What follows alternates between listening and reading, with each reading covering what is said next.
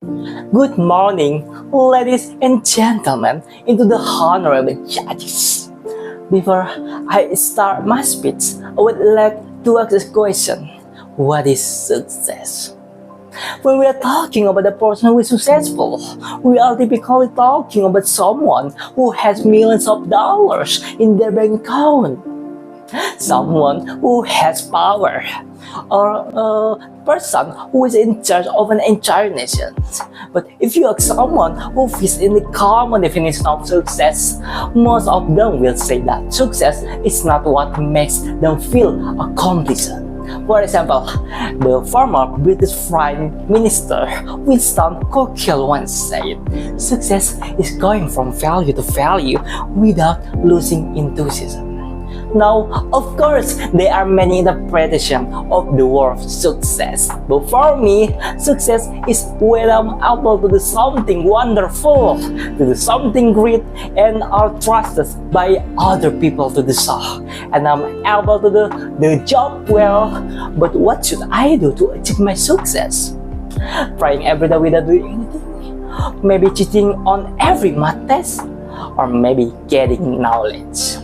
Well, if you want to start getting knowledge, obviously you are correct. But what should we do to get knowledge?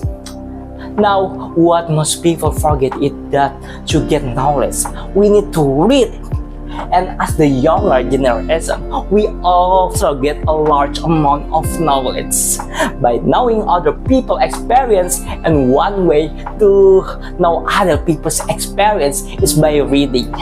Researchers also found that the reading will not only have a positive impact for people's future, but also for their health and religious reasons. People who read more tend to have healthier cognitive and decreased risk of getting Alzheimer, dementia, and other brain degeneration diseases. Because by reading, our brains will get it nutrition that is needed.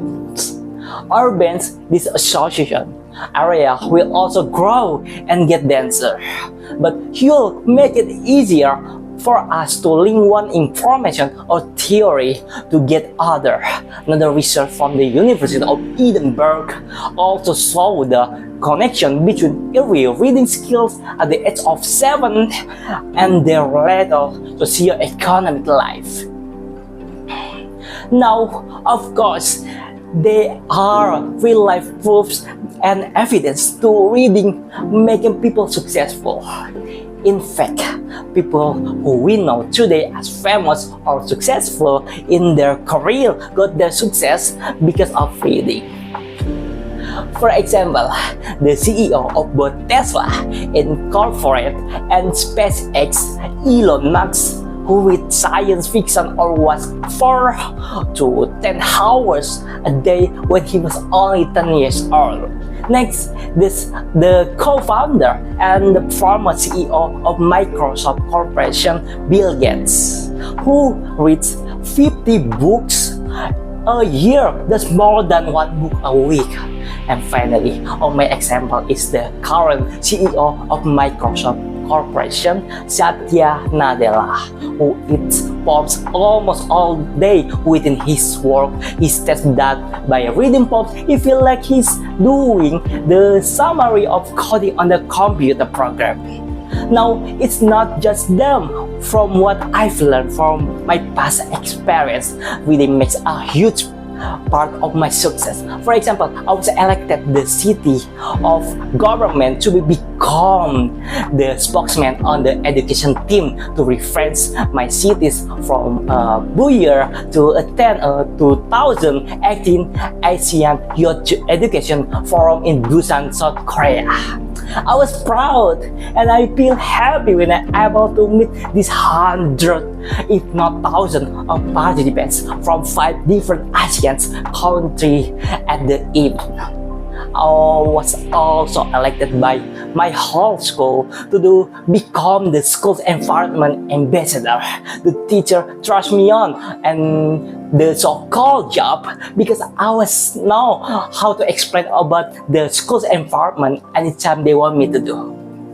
I was able to make a device which recycle the wasted energy from a conventional fan, I wouldn't have able to do all those things without the help of reading. So what I could conclude in my speech here is that there's a huge connection between success and reading.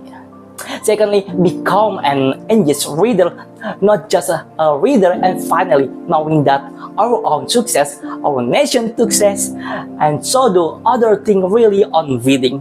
We should know that as the younger generation, we should continue reading. So keep reading, everybody, because today a reader, tomorrow a leader. Thank you very much.